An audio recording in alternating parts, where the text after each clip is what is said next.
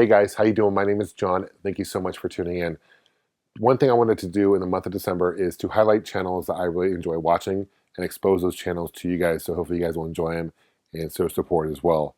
I wanted to share the love. It is the time of giving after all. It's December.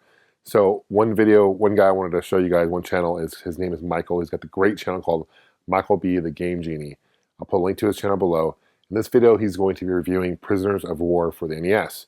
This is the channel I go to for NES reviews. This guy is awesome. He's funny. He's knowledgeable.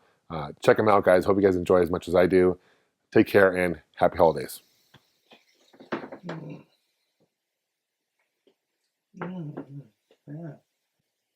You know, it's kind of amazing to look at all these games here today.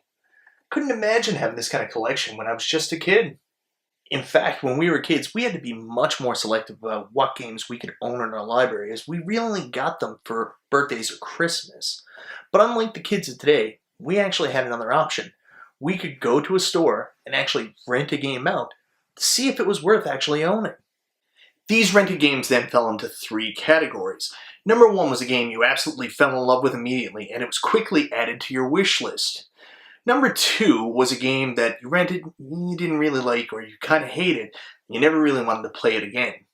Then there was number three, which was a game you rented and you really enjoyed, but for one reason or another, you just never ended up getting it, but you rented it a whole bunch of times. No game epitomizes that cliche more than the game I want to talk about today, Prisoner of War on the NES. Remember all those great games we used to play growing up in the 80s and 90s? Most of them are sitting in an attic or garage somewhere, doing nothing but gathering dust. My opinion is, we should give them another look.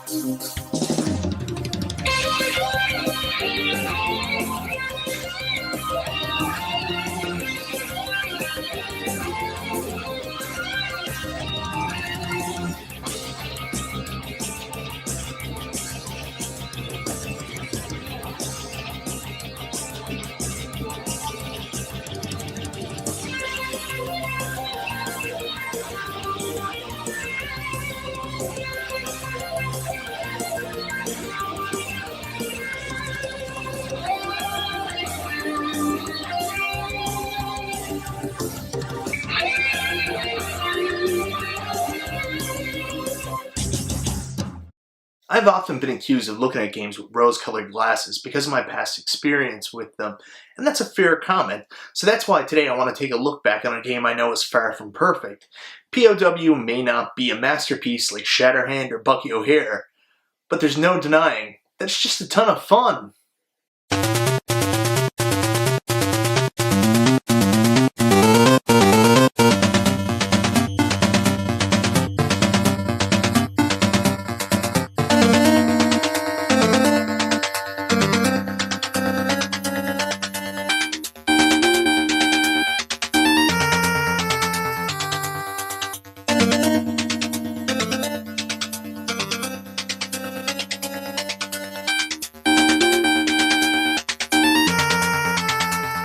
I will admit, I am a total product of the 80s and 90s, and growing up, war was a huge pop culture phenomenon, due to movies like Rambo, Top Gun, and Navy SEALs, not to mention a little cartoon that kinda totally took over my life called G.I. Joe.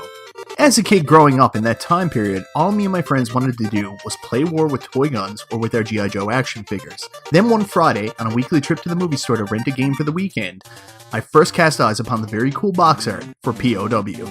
And I knew that there was no way I was going home without renting it. It was really the first opportunity we had to experience the war at home, and as long as the game wasn't boring, there was no way we weren't going to love it. The game starts with just such an explosive opening. Ha! See what I did there?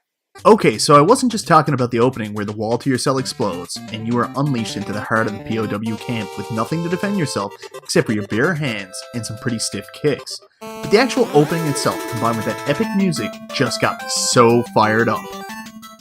Oh, I'm so amped! Oh god, why did I do that? The adrenaline rush continues as wave after wave of enemy came flooding toward me, and I kept knocking them off. And I mean right off the screen, look at them go! The action intensified in this scrolling brawler when I picked up a power-up such as the brass knuckles that increased the damage from my punch, or even a freaking machine gun to mow the enemies down. We spent many a weekend renting this game, and sometimes we would get to the end of the first level and come face to face with the chopper and escape over the wall, but most times we didn't. It was hard, and that was okay because all NES games were, and it was just so much fun that it didn't matter because it was war, and war is hell! But as time progressed, the rental faded away to obscurity, became nothing but a fond memory as our attention shifted to new systems, new games, and new experiences.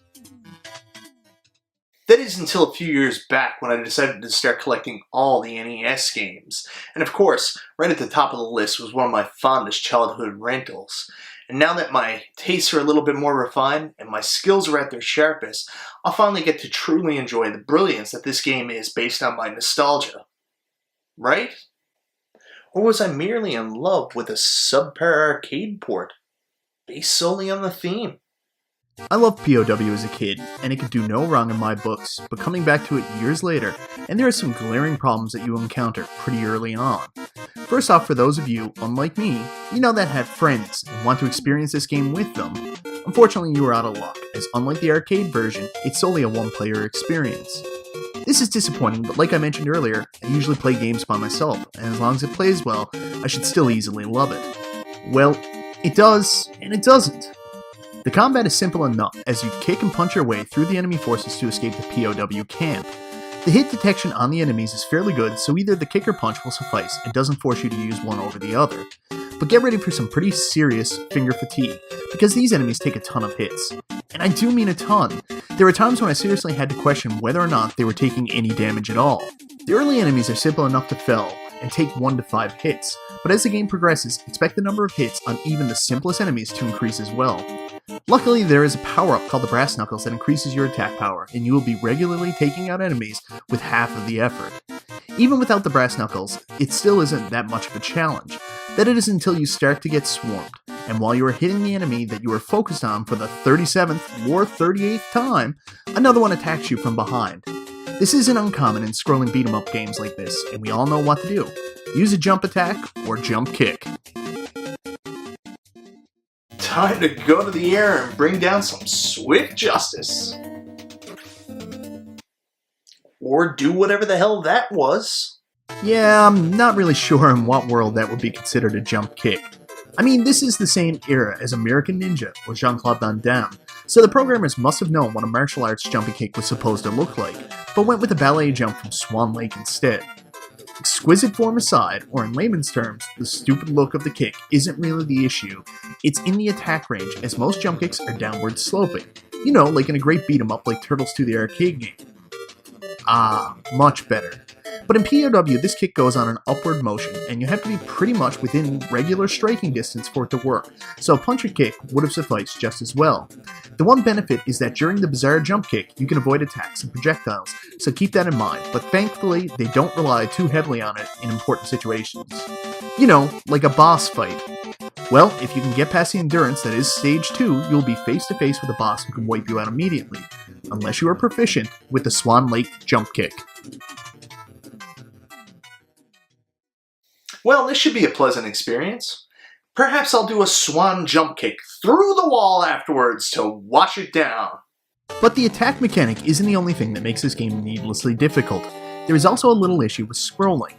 To progress the game, you have to move to the very right of the screen, and every now and then, it leads you directly into an oncoming enemy or enemy vehicle. You are given absolutely no warning or time to attack, so you just have to put up with the fact that sometimes, to move the level along, you're going to get hit, and lose some of your very limited health. You can restore your health within a level by defeating the enemies in a secret room, but most times these enemies swarm you, and you risk losing 1, if not 2 men just to get a minor health restore. This becomes a problem because the levels can be extremely long, and this is old school NES, so there isn't going to be a checkpoint to go back to. Nope, you are starting right back at the beginning of the level. The farthest I can get is to level 3 before I find the game becomes absolutely impossible to progress, as there are just too many enemies that you have to hit too many times. Luckily, there is a cheat code that can be used that will give you 20 lives. This makes the experience much more manageable, and with the extra insurance, it shouldn't be a problem to see this game to its conclusion at the end of level 6 after going face to face with a giant Arnold Schwarzenegger ripoff who is almost impossible to hit, and get this, even called Commando. Will you stop flipping already? Well, I have just spent the majority of this review complaining about this game, so obviously I'm going to say stay far away from it. Of course I would. I mean, that's the only logical course of action. But I'm not, and for a very simple reason. Sure, P.O.W is a far from perfect game with tons of nitpicky issues, but at its core, it's just a damn fun game. While littered with nitpicky issues that could drive a man nuts, it's still just a fun experience, and most of what you do is very rewarding, such as picking up a power-up like the brass knuckles and easily knocking out the now one-hit enemies, to picking up the machine gun and mowing down everyone in sight with your limited ammo. The boss fights can be fun and inventive, like having to hit the chopper in Stage 1 with grenades, an attack variation that will return in Stage 5 when you face the giant tank, but this time it's a lot trickier. The music is actually really cool and keeps you engaged with the game and your pulse pounding, and is really underrated when the discussion comes up about some of the best music on the system.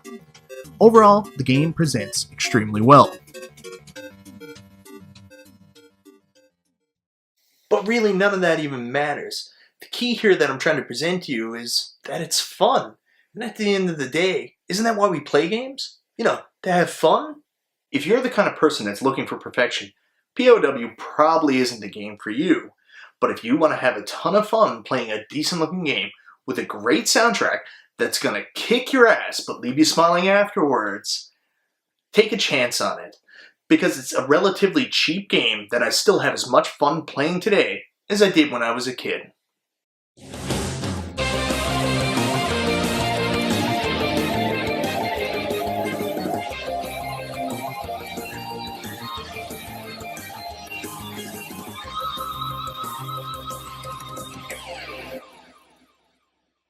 I am the manliest man that ever did, man.